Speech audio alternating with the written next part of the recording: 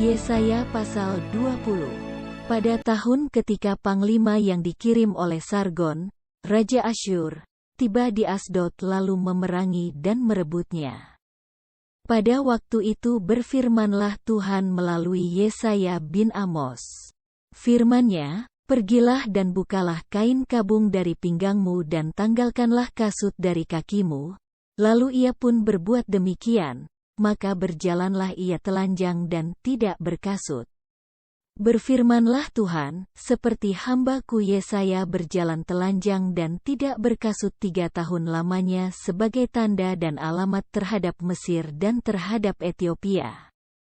Demikianlah Raja Asyur akan menggiring orang Mesir sebagai tawanan dan orang Etiopia sebagai buangan, tua dan muda, telanjang dan tidak berkasut dengan pantatnya kelihatan, suatu penghinaan bagi Mesir.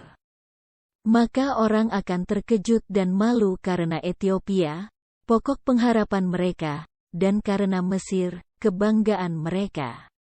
Dan penduduk tanah pesisir ini akan berkata pada waktu itu, "Lihat, beginilah nasib orang-orang yang kami harapkan, kepada siapa kami melarikan diri minta pertolongan supaya diselamatkan dari Raja Asyur. Bagaimana mungkin kami terluput?"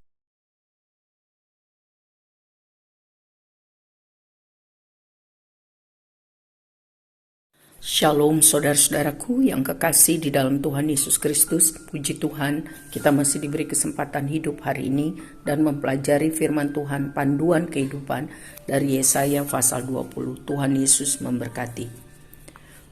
Pasal ini mengenai ucapan ilahi terhadap Mesir dan Etiopia.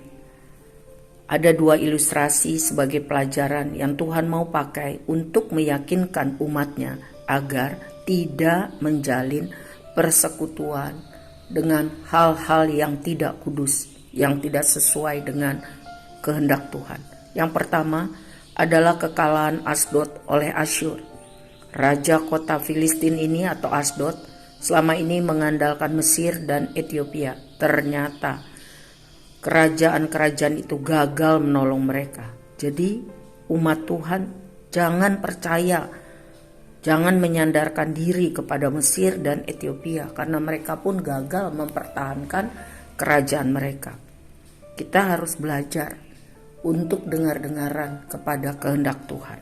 Ilustrasi yang kedua diperagakan oleh Nabi Yesaya dengan cara tidak mengenakan jubah bagian luar, pakaian luar, dan sandal alas kaki selama 3 tahun.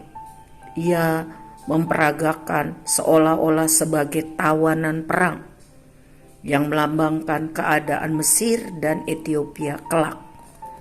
Tetapi umat Tuhan tidak perhatikan itu baik-baik.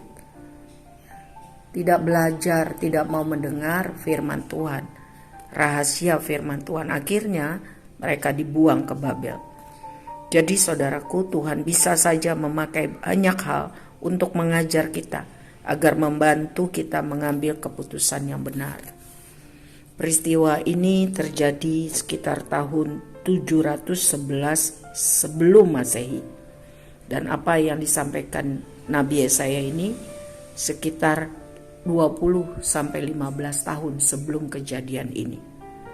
Yesaya dengan hikmat Tuhan secara jelas mengingatkan agar Yehuda tidak bersandar pada persekutuan negara-negara asing yang tampak saat itu sangat hebat. Tidak, mereka tidak bisa melindungi diri mereka sendiri. Bagaimana mereka bisa melindungi bangsa lain?